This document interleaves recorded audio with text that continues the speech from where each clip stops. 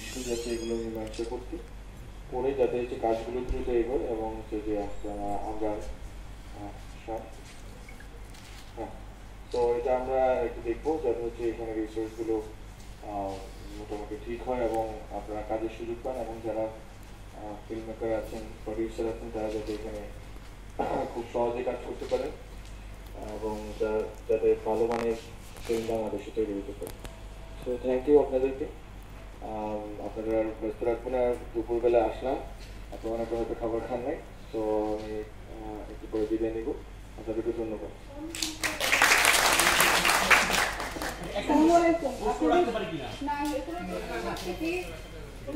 আজকে যেটা হচ্ছে যে আপনাদের সবার সাথে আমি স্যারের এইটুকু কথা এই জন্য বললাম যেন কেউ কোনো শঙ্কায় না থাকেন যে কোনো রকম কোনো বৈষম্যের শিকার আর কেউ হবেন। আমাদের এখানে প্রতিটা কর্মচারী স্যারের কাছে আমার কাছে সমান গুরুত্বপূর্ণ এবং স্যারের ভরসায় কিন্তু আমি আপনাদের সেদিন কথা দিয়েছিলাম যে আমরা 6 মাসের মধ্যে নিজেদের অবস্থা চেঞ্জ করে দেখাবো।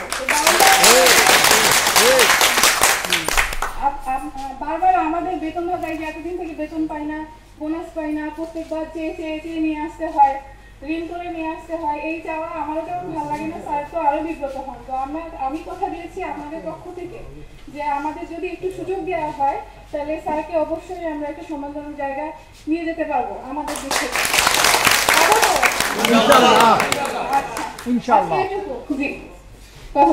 সুযোগ পেয়েছি। বিসমিল্লাহির রহমানির রহিম। আসসালামু আলাইকুম। উপস্থিত সবাই, মাননীয় উপদেষ্টা, থ্যাংক ইউ সো মাচ। আমাদের যে প্রবলেম ছিল উনি মনে হয় আগে থেকে প্রবলেমটা জানতেন।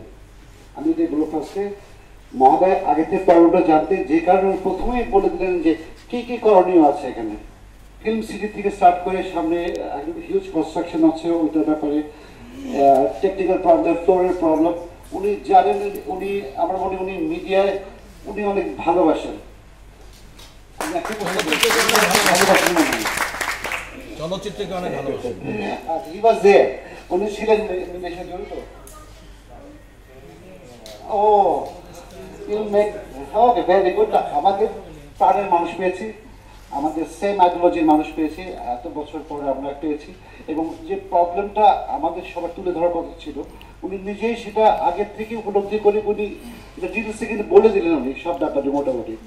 তো আমি আশা করবো খুব কুইক, খুব মানে ফাস্টার ওয়েতে কীভাবে এই ডেভেলপমেন্টটা উনার মাধ্যমে এমনি আছেন আমাদের সহযোগিতা সবাই যারা আছেন, শিল্প সমিতি, পরিচালক সমিতি, এমডিসি সবাই যারা আছেন, এবং এটাকে কীভাবে দাঁড়া করা যায় আমাদের ফিল্মটা আগের গৌরবে ফিরে আসে আর বেটার অবস্থায় আগের থেকে আর বেটার পর্বে যেন আমরা যেতে পারি আশা করবো।